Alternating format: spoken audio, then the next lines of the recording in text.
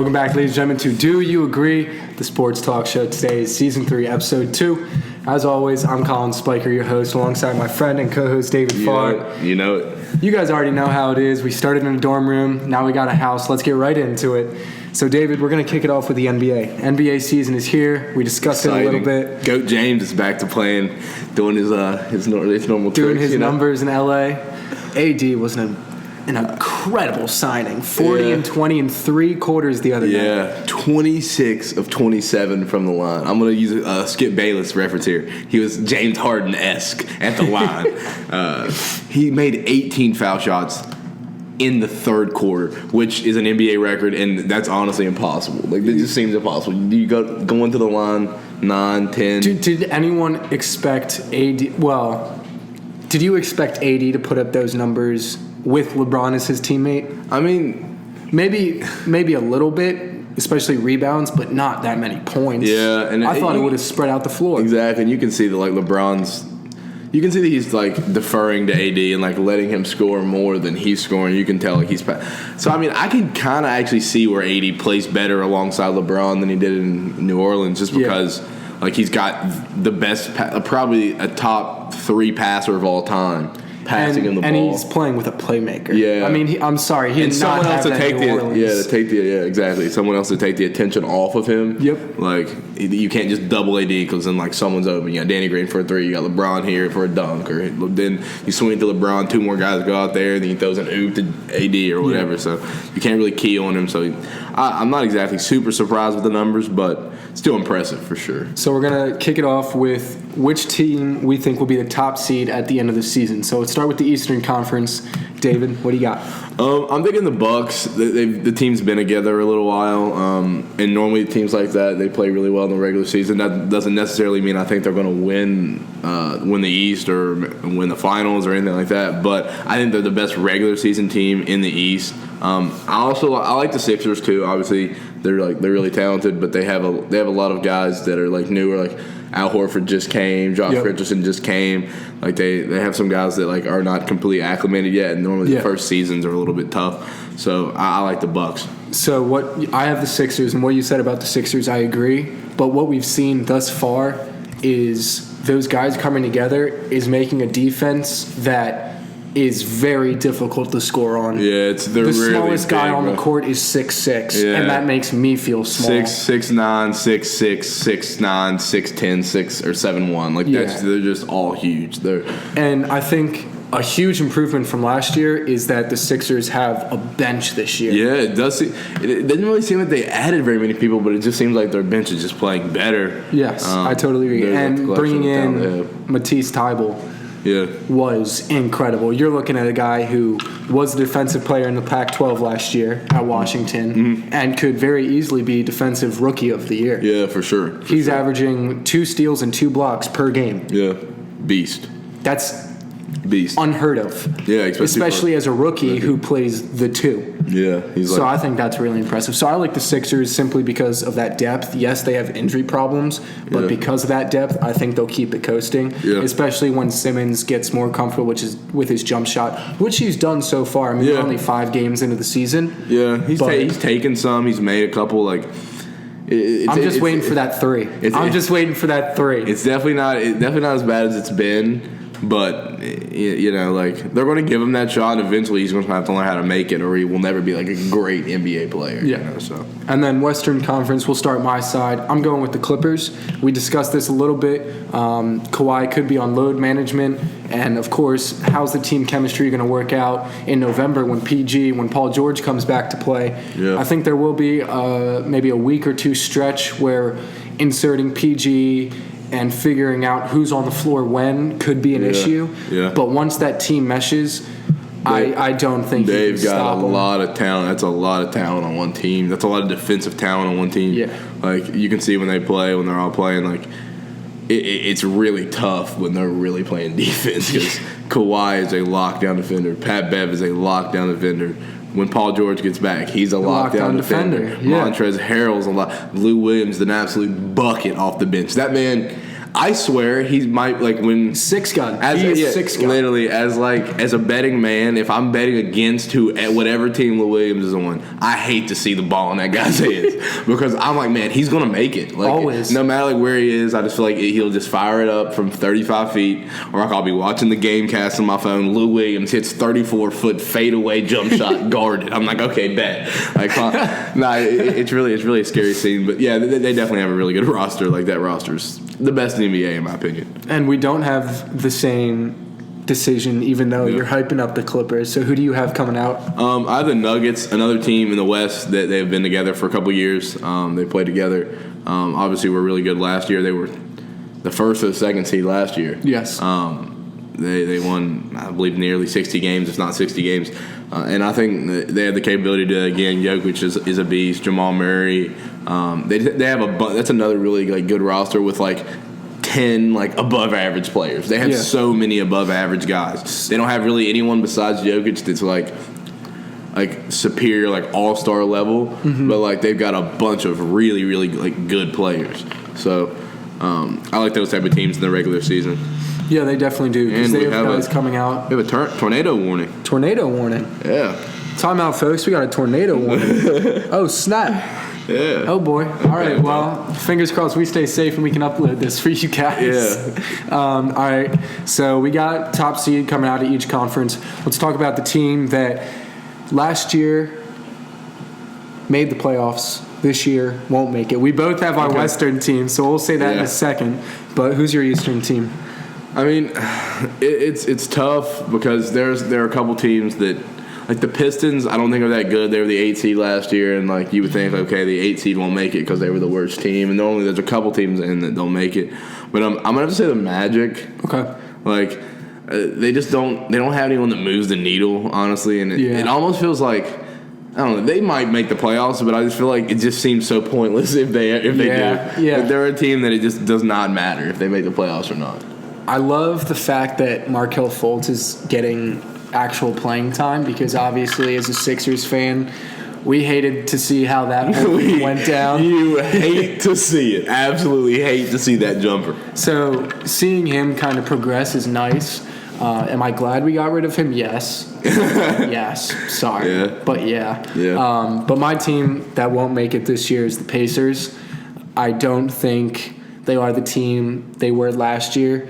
I know that Sabonis and Miles Turner are both on the market. Yeah. Pacers are trying to drop one of them. Yeah. And Malcolm Brogdon, I don't think he fits there as well as he did in Milwaukee. Yeah. So, I feel like he has to take on a bigger role there, and I think that's exactly what it is. That's not really his thing. I think there are more teams in the East that pose a threat that could take that spot, that could practically take Indiana and Orlando's spot. Yeah. So I don't see the Pacers making it. Yep. And then our Western Conference team. Oh, boy. And it actually very much pleases me to say this. Yeah. The Warriors. The Warriors. They're not making the playoffs because they're terrible. That's it. Klay Thompson won't be back, most likely for the entire year. February, March at the earliest. So and why would you push that? Yeah. And then Steph broke his hand the other night. So, he's going to be out.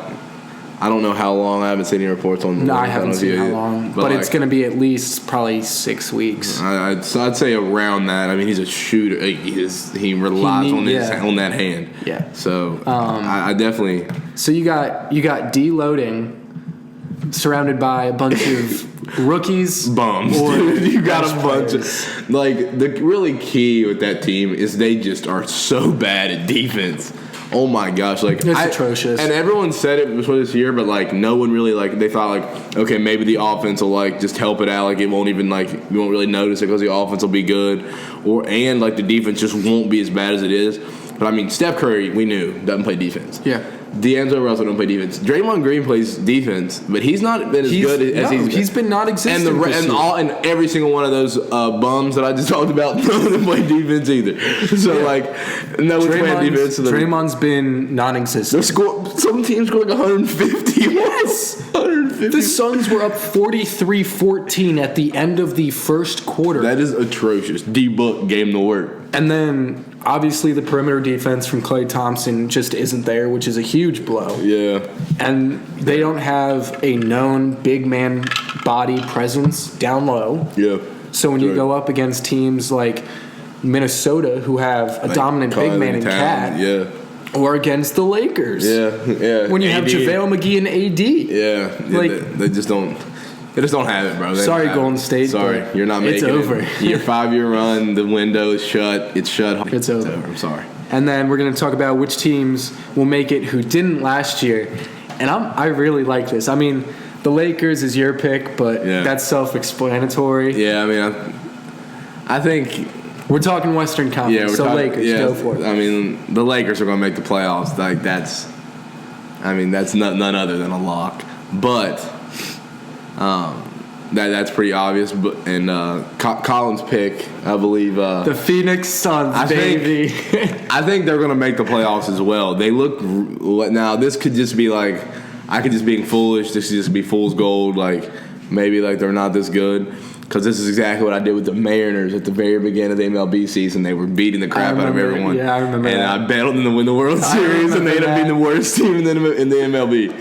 So we can see that out of the Suns. But as of right now, through 4 or 5, however many games the teams have played, they look pretty good. So they're shooting really well. They're playing well without DeAndre Ayton, who's out 25 games. Mm-hmm. So he'll be back. And once he's back, they have their big man presence down low again.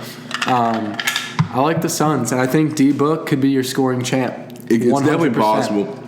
It's definitely possible. I think it's going to be him or Trae Young. Trae Young is balling. Ice Trae.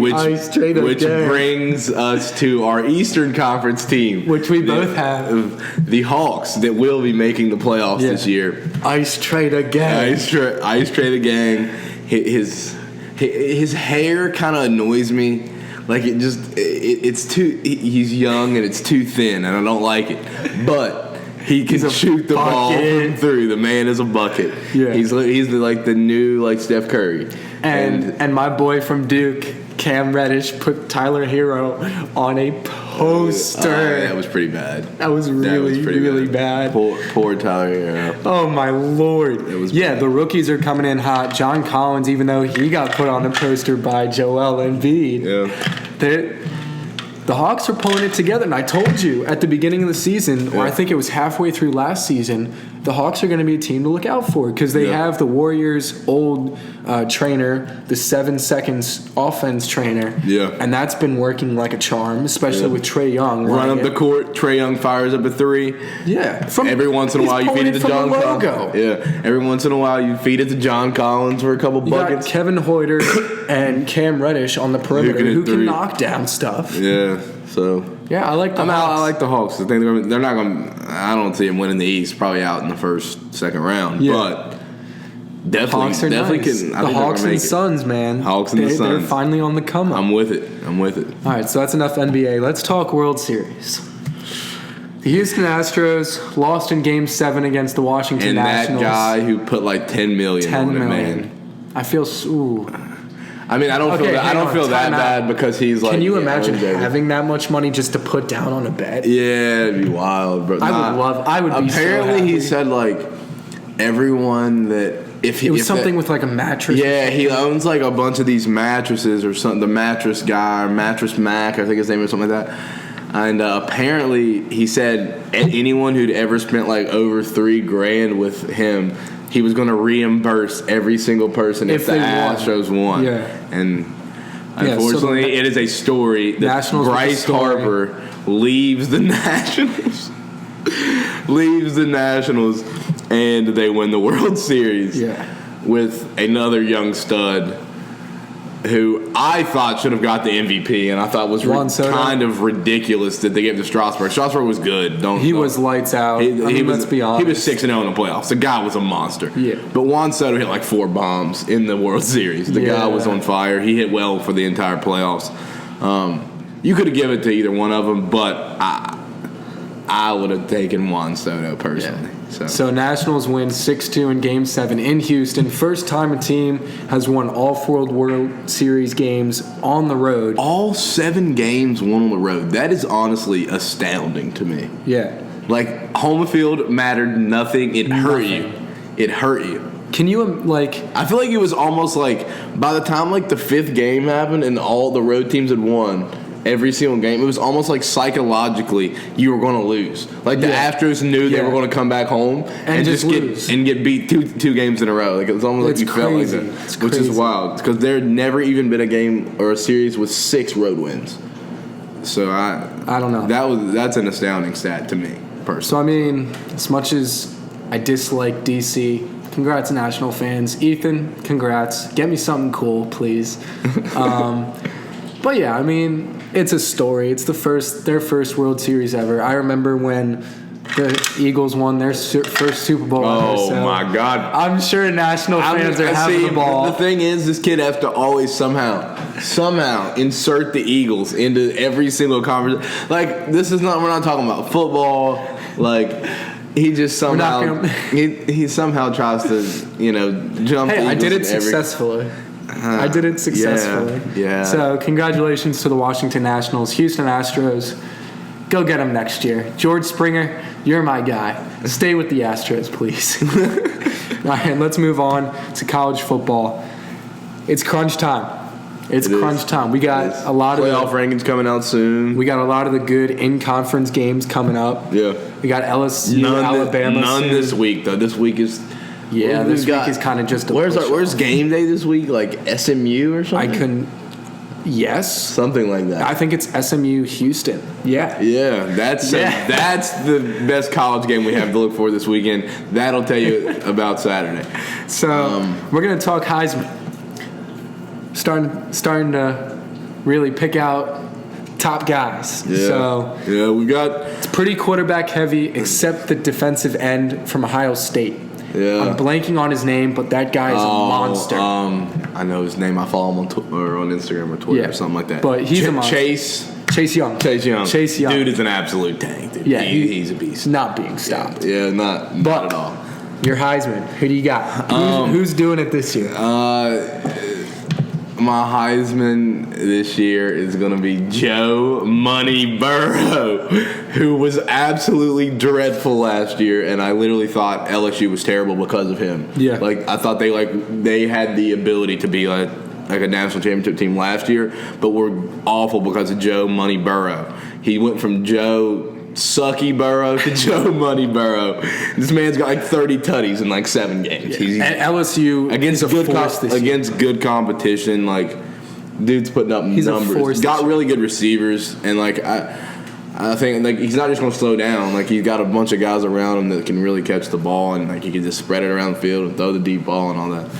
So I'm gonna go with Jalen Hurts.